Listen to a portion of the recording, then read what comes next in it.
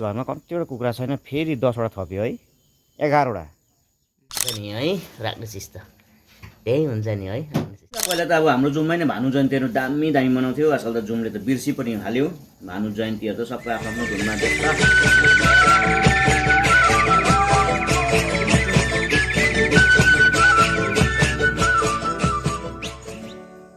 र आज भानु जयन्तीको दिन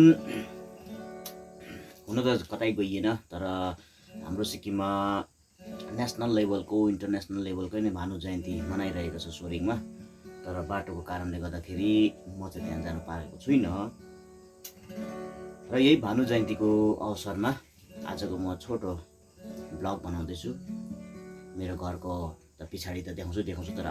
इन्ट्रोडक्सनमा चाहिँ म भानु जयन्तीसँग अलिक रिलेटेड मेरो जुमको 1-2जना मान्छेहरूको याद गर्नु मन लाग्यो पहिला हामी सानो हुँदाखेरि जुममा स्कुलमा भव्य रूपमा मनाउँथ्यो भानु जयन्तीहरू सानो प्रोग्रामहरू राम्रो मनाउँथ्यो त्यति बेला त नेसनल इन्टरनेसनल भन्ने त कुरै थिएन लेभलको त र हाम्रो जुममा गर्दाखेरि एउटा भजन गाइन्थ्यो भानु जयन्तीको र यो भजन चाहिँ हाम्रै गाउँको दाजुले फौदे दाजु भन्नुले चाहिँ कम्पोज गर्नुभएको थियो एउटा भानु जयन्तीसँग रिलेटेड भानु भक्तलाई लिएर भानु तिम्रो स्मरण गर्छौँ भन्ने त्यो गीतभन्दा पनि सायद त्यो भजन टाइपको हो त्यो भजनलाई आज पनि गुनगुनाउँदा कति मिठो लाग्छ है हुन त मलाई त थाहा छैन त्यस्तो डरलाग्दो तरै पनि गुनगुनाउँछु कस्तो सुन्छ है त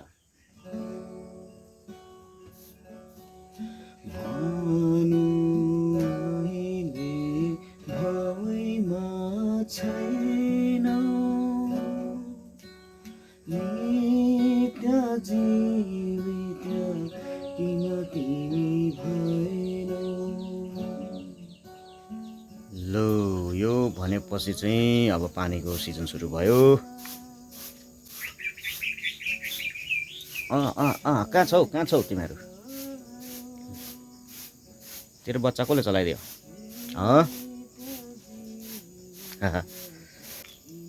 अनि अब लाग्नुपर्छ टाढोसम्म लाग्नुपर्छ खै हिजोको चिङ्नाहरू चाहिँ लग्यो उसले मन्जुना आएर बेलुकै हाल्यो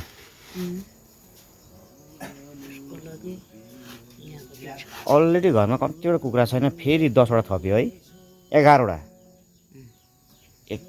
फेरि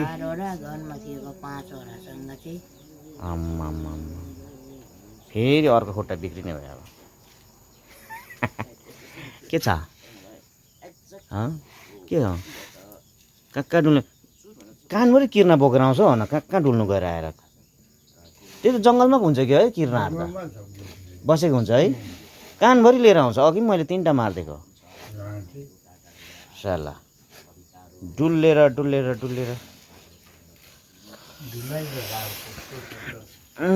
म त जोत्न जानुपर्ने छौ प्रोजेक्ट बनाउनु पर्ने छौ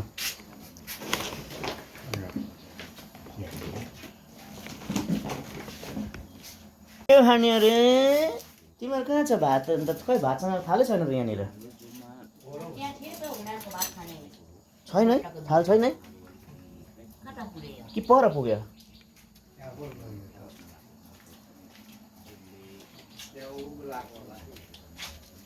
किधर उयो परको ए यहाँ रहेछ यहाँ रहेछ 2 दिन बेला भइयो ए सफाइ रहेछ त अन्त धुइहालेको पो रहेछ त हो धोएर पनि सुकाएको रहेछ है ए लु दामी ल ठिक छ चिउरा चाहिँ खुब मनपर्छ है कुकुरले चिउरा खाने हो मासु खानुभन्दा चिउरा खानै बेस्ट हो लु मोमा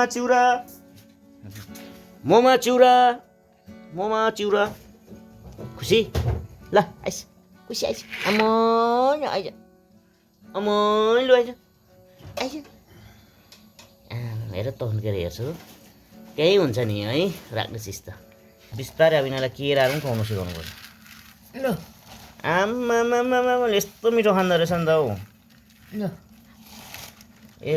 केरा मरेर दिने खान्छ होला अहिले त डालमोट पनि पर्दैन रहेछ नि अनि यस्तो मिठो हुन्छ र चिउरा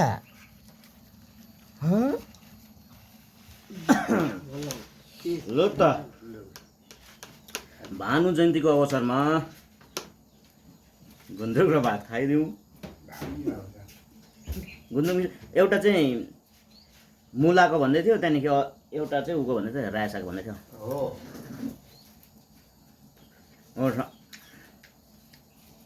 चिसो पानीको भन्दै थियो, दामी छ है।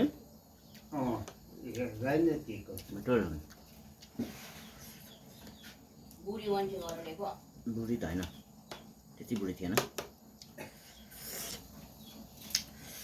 र पहिला त अब हाम्रो जुममै नै भानु जयन्तीहरू दामी मनाउँथ्यो। आजकल त जुमले त बिर्सी पनि हाल्यो। भानु जयन्तीहरू त सबै आफ्नो आफ्नो धुनमा व्यस्त।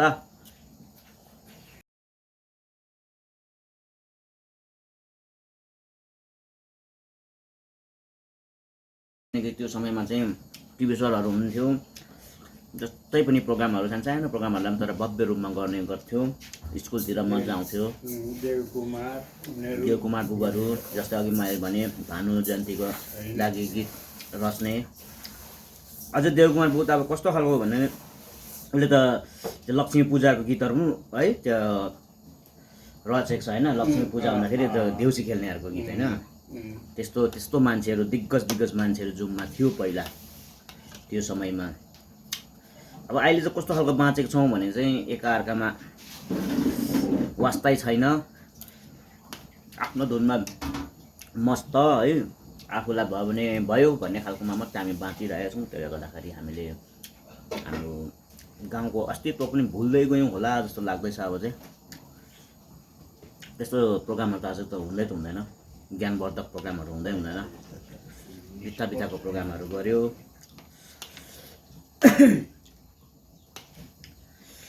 त्यो टाइममा त टिभी सर, हाम्रो प्रवीण बुबु है, औदे बुबु एकदमै दामी नाटकहरू त अब कतिवटा देखायो भने चाहिँ हामी नजन्मिने कतिवटा देखाइसकेको रहेछ। पछाडि हामीले नै परालको आगोहरू त हेऱ्यौँ नाटकहरू उहाँहरूको। यहाँ तल डाँडामा पनि नाटक लगाएको भनेको होइन है, नाटक के भन्छ ऊ पहाड फर्केन कि कुनै के भनेर लगाएको अरे यहाँ तल। कृपा बुबाहरू चाहिँ हिरो थियो अरे नि। कृपा बुबु हिरोनी चाहिँ को भन्यो, को भन्नुहुन्थ्यो? कमलमा निनीहरू पनि हो। कहाँबाट आउँथ्यो अरे नि त है नाटक हेर्नु त। त्यसको साक्षी चाहिँ अब पापाहरू छ, पापाले हेरेको हो त्यो समयको।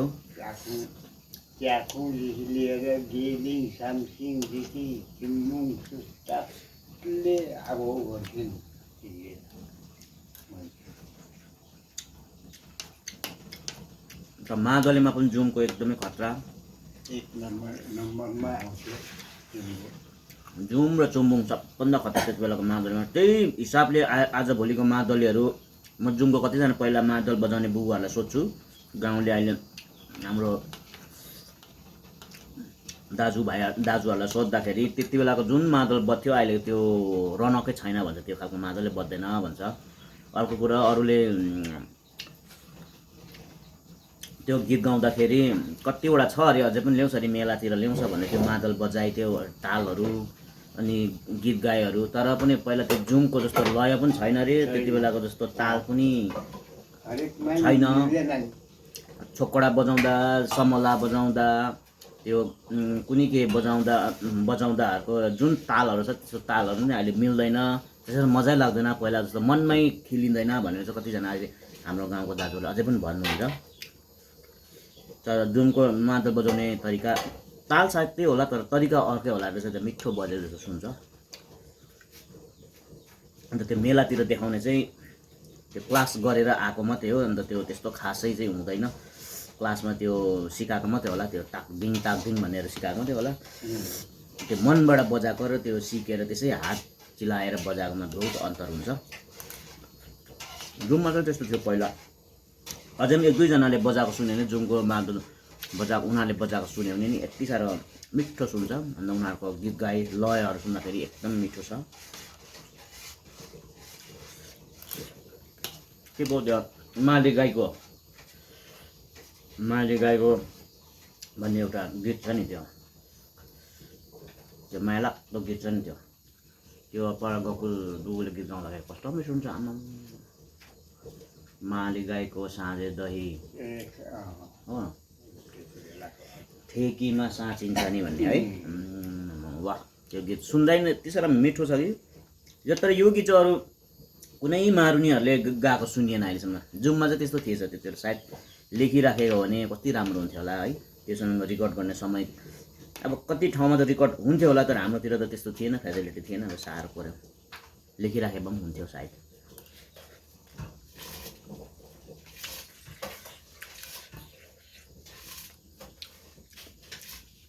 त्यो गोकुलले माली गाईको दही साँचेको गीतहरू गाने त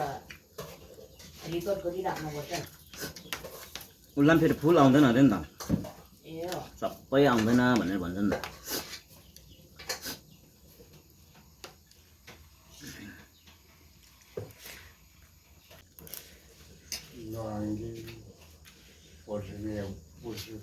बाबुहरू यति बेला हो नि लेडेमा साझाहरूमाथि उहरू है मादलहरू है मादल बग्यो अब ऊ भन्ने पनि गाउने पनि गाउने है यति बेला अब कहिले थियो मिस्त्री फोपा खतरा फेरि है गीत गाउने भनेर जस्तो त है पछाडि हो नि त ए हो र अन्त मिस्त्री फोपा पछाडि हो पछाडि भएको नि त्यति बेला मर्ने बाबाहरू थियो रिम्चिने भन्थ्यो तल उमा अब उनीहरूको थियो पहिला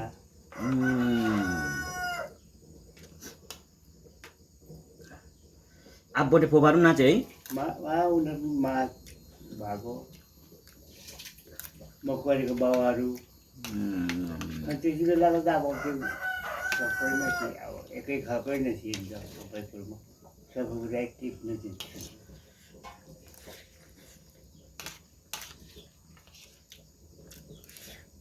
त्यति बेला तपाईँले चाहिँ मादल बजाउँथ्यो है त्यति बेला चाहिँ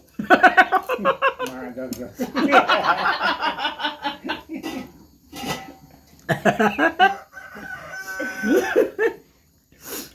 त्यस्तो ग्रुप हुँदा पनि पापाले सिकेन छ नि त मादल बजाउनु जानिएन किरण बाउले बुढ बजाएको थियो तपाईँले चाहिँ के बजायो अन्त त्यत्रो ग्रुपमा डुलेर न नाच्नु सिक्यो न मारुनी नाच्यो न मादल नाच्यो ग्रुपमा पनि खाना पाउने मात्रै डुलेक्यो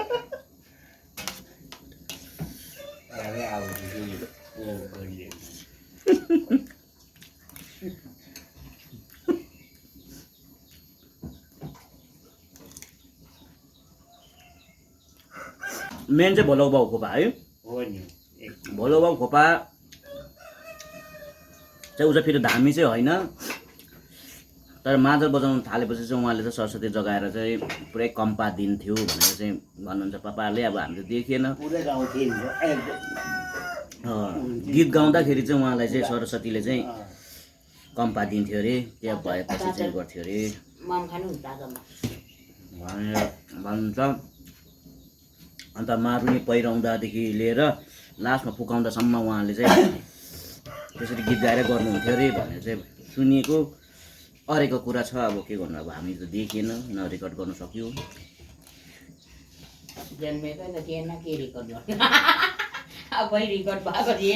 जन्माउनेहरू कहाँ मस्त दुनियाँमा थिएछ ल मेरो फोनै पो के भयो ल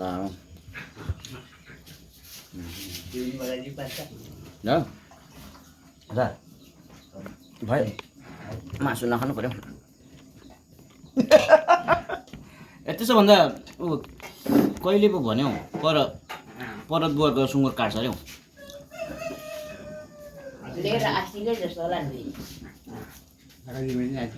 होइन नखाने नाने सुँगुर होइन कुखुरा खानु नि बरु उनीहरूले सङ्क्रान्तिको लागि काट्छन् होला बुधबार भने त्यही भयो नि हौ बुधबार भन्छु लाग्यो बिहिबार सङ्क्रान्ति हो शुक्रबार ए भनेपछि बिहिबार भनेको के हौ मासु नकाट्नु कुखुरा खानु ए नल्याउनु कुखुरा खानु कुखुराको स्वाद र सुँगुरको स्वाद चाहिँ कहाँ मिल्छ हौ अस्ति लिएर खाएन है तिमीहरूले तपाईँ जोरथाङ जानुपर्ने छ सोरेङ जाँदा हुन्छ घुमेर जाँदा हुन्छ नि कस्तो कुरा गर्छौ घाँटे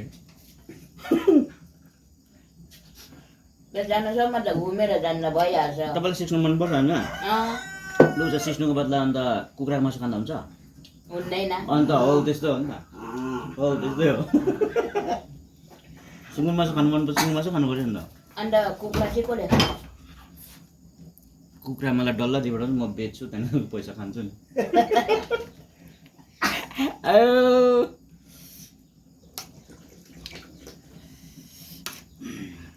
सुँगुर खाने कि कुखुरा खाने आधी किलो मात्रै ल्याउन त साग छैन रायो साग छैन सक्यो के भयो सक्यो त्यत्रो दुःख गरेर झोरीले त्यो झोडी त्यस्तो आएको छ तपाईँ के गर्यो घरमा थियो त तपाईँ त्यो झोडी चाहिँ एक ठाउँ मात्रै छ रायो साग वरिपरि त अन्त उखाल्नु पऱ्यो नि त झोडी त अन्त छनु त छ होला नि नदेखेको पनि होला नि छैन यसपालि साग यसपालि त रायो साग बेचेको पनि देखिन त अन्त भर्खर बिरुवा हुँदैछ हुनु पर्ने साग त त्यहाँ सुँगुरको मासुसँग त साग मिठो हुन्छ नि छोड्नु चला सबै खतम होला नि खाने हावा छैन पानी र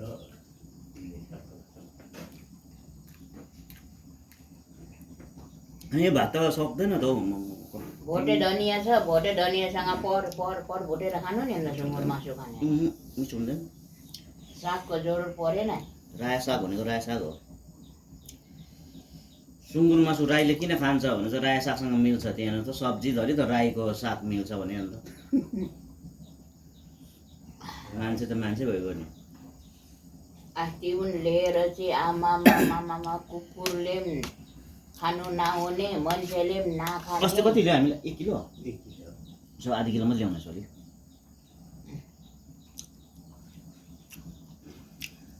सङ्क्रान्ति साउने सङ्क्रान्ति आएको है सङ्क्रान्ति शुक्रबार पऱ्यो साउने सङ्क्रान्तिमा त के भयो सङ्क्रान्ति अगाडि कोदो रोपिसकौँ भनेको त फुलित्तै भयो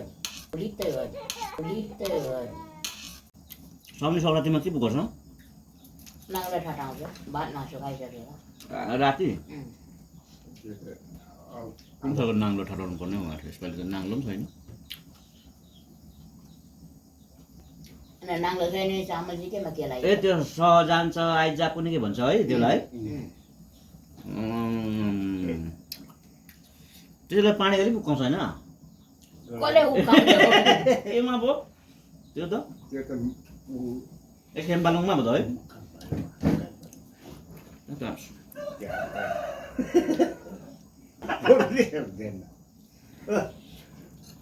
देउताहरू अचम्म अचम्मको छ नि हौ कसैलाई फुल चाहिने कसैलाई भोग चाहिने कसैलाई उहिलेदेखि भइआएको त्यही भनेको कसैलाई त्यो त अन्त देउता छाडा देउता त्यस्तो मानि बसेन त आफ्ना गर्दा भइगयो भानु जयन्ती आजको भिडियो चाहिँ यति नै भन्दा फेरि छोटो छ हो अब सिक्किम राइसले मलाई बोलाउँदैछ त्यहाँ बोल्नुपर्ने छ त्यसको लागि अब प्रेजेन्टेसन बनाउनु जोताङ फेरि एकछिन भए पनि जाने बेला भयो प्रेस त्यहाँ गएर प्रेजेन्टेसन बनाएर भोलि चाहिँ दररोज दिनेवाला छु यो सिक्किम राइस भन्ने एउटा कम्पिटिसनमा चाहिँ कस्तो म धोती खोल्नेवाला छु भोलि चाहिँ भन्ने भइरहेछ हल्का